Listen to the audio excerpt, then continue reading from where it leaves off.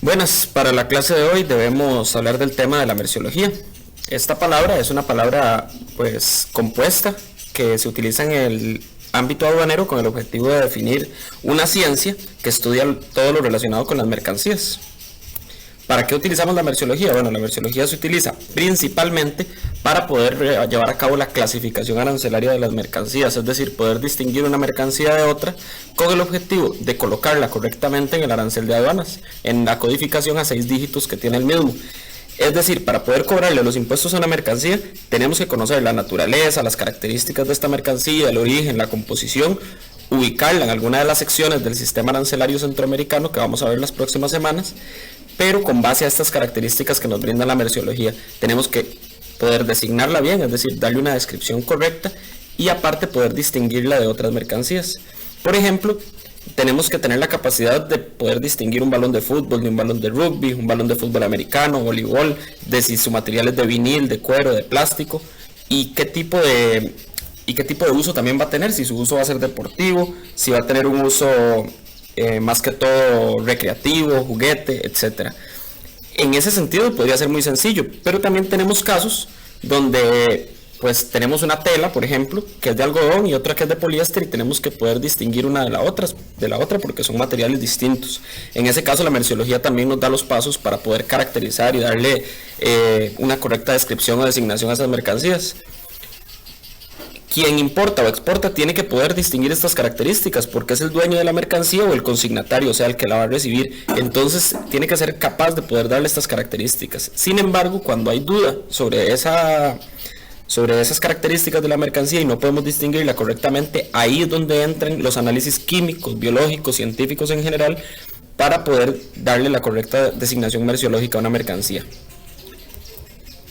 ¿Por qué es tan importante? Bueno, como les decía, porque nos sirve para clasificar las mercancías en el sistema arancelario centroamericano. Entonces, vamos a entender, recapitulando, la merciología como la ciencia que estudia la naturaleza, origen, composición o función de las mercancías. Y es importante porque la utilizamos para poder clasificar arancelariamente estas mercancías con el objetivo del cobro de impuestos o de solicitar algún requisito específico que tengan, que en Costa Rica conocemos como notas técnicas, requisitos de importación y de exportación.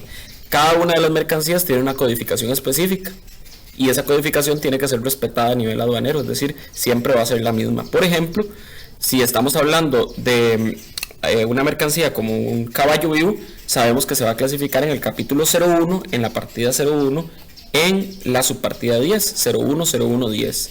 En ese caso, para poder nosotros llegar a esa conclusión de esa clasificación, tuvimos que haber aplicado los criterios merciológicos, es decir, conocer la naturaleza, el origen y las diferentes características de esa mercancía con base a la merciología. Esta merciología o esta palabra proviene del griego merc, que significa producto, y logía, que significa estudio. Entonces es el estudio de los productos en resumen. ¿Cuáles son los criterios merciológicos que vamos a estudiar para esta guía? Bueno, los criterios merciológicos, el primero es el criterio de origen, que determina si clasificamos las mercancías por su composición o por su función. Aquellas mercancías que se clasifican por su composición es porque lo importante es el material que la compone, como un perfil o un purlin de metal, una tabla de madera, una hoja de papel, una camiseta, y todas estas mercancías que el material las determina y es lo más importante para ellas. Es decir, si estuvieran hechas de otro material no serían lo mismo. En ese caso podríamos hablar de una fruta, de productos de alimenticios, de productos de metal. Y hay mercancías donde lo importante es la función. Por ejemplo, esa patineta que vemos ahí, no importa el material que estén hechos, no importa si están hechos con plástico, madera, metal, cemento, no importa si es un vehículo que está hecho con múltiples materiales, lo importante es que sea para movilizarse. Por ejemplo, en el caso de un vehículo, en el caso de una herramienta, de una máquina, lo importante es la función que cumple esta máquina. Entonces, las mercancías que se clasifican por su función son principalmente las mercancías tecnológicas, de transporte, científicas, los muebles, las armas, los instrumentos musicales, las obras de arte, los juegos, etc. En la primera parte de la guía, entonces, lo que tienen que hacer es tomar las 4 imágenes que están ahí y van a ponerme si se clasifican por su composición o por su función, con una C cuando se clasifican por su composición y con una F cuando se clasifican por su función. El segundo criterio es el grado de elaboración, y en pues lo que tenemos es que las mercancías se van a diferenciar por su grado de complejidad, es decir, va de lo más simple a lo más complejo.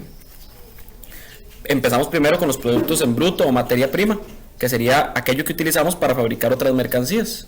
En este caso tenemos, por ejemplo, este trozo de hierro que se convierte en una semi-manufactura, una mercancía que ya ha sido manufacturada, pero que todavía no se le puede dar un uso final, por ejemplo un purlin. El purlin como tal no nos sirve de nada solito, lo tenemos que incorporar a otra mercancía, por ejemplo un escritorio de hierro, que ya esa sería la manufactura producto terminado. Entonces tenemos la materia prima, ¿verdad? Que es la base, el hierro, el purlin, que es la semi-manufactura, y la manufactura producto terminado, que es aquello que vamos a consumir directamente. La semi-manufactura es cualquier mercancía, por ejemplo una hoja de papel, que por sí sola no nos sirve, que tenemos que agregarle algo más para que sea una manufactura. Ven, aquí este ejemplo es muy claro, ¿verdad? Y el tercer criterio, el que nos sirve para clasificar, es el criterio de presentación en el mercado. Tenemos mercancías a granel, que son las que no están acondicionadas para la venta al por menor ni marcadas para su venta individual.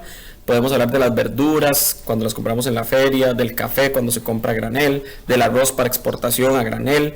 Podemos hablar del champú cuando viene a granel también, ¿verdad? Que no viene empacado, sino que se compra en dispensadores. Todas las mercancías que no traigan una etiqueta o una marca directamente sobre sí, sino que se vendan al por mayor. No se confundan, que diga granel no significa que tienen que ser granos, pueden ser líquidos como el petróleo también. Mercancías acondicionadas para la venta al por menor, como el arroz que vemos en la imagen, el arroz Luisiana, cuando viene ya empacado en sus empaques de 2 kilogramos, un celular que ya viene empacado en su caja, un champú en botella, son ejemplos de mercancías acondicionadas. Es todo lo que vemos en el supermercado, básicamente, lo que está acondicionado para la venta al por menor. Excepto los medicamentos, que cuando están acondicionados los conocemos como dosificados, que es el tercer criterio de presentación en el mercado. Es decir, vienen en dosis específicas para cada paciente. Y por último, los surtidos, que son compuestos por diferentes productos con naturaleza diferente. Por ejemplo, un surtido que traiga una secadora, una plancha de pelo, un peine, todo viene en un mismo paquete, porque para que sea surtido debe venir en un mismo paquete, pero son mercancías de diferente naturaleza. Y una de ellas es la que le va a dar el carácter esencial, esa va a ser la más importante. Por ejemplo, en este caso sería la secadora. Para el criterio de grado de elaboración, entonces en la guía van a nombrarme cada uno de los dibujos a cuál criterio de grado de elaboración pertenece, las bolitas de polipropileno, las hojas plásticas y el pichel que vienen ahí en la guía. Y para este me van a dibujar un ejemplo de cada uno de estos criterios de presentación en el mercado en la tercera parte de la guía. Eso es lo que les corresponde hacer para hoy. Si tienen alguna duda, por favor me escriben. Esto es la guía del día de hoy, es un video cortito para que ustedes la puedan elaborar fácilmente. Muchas gracias.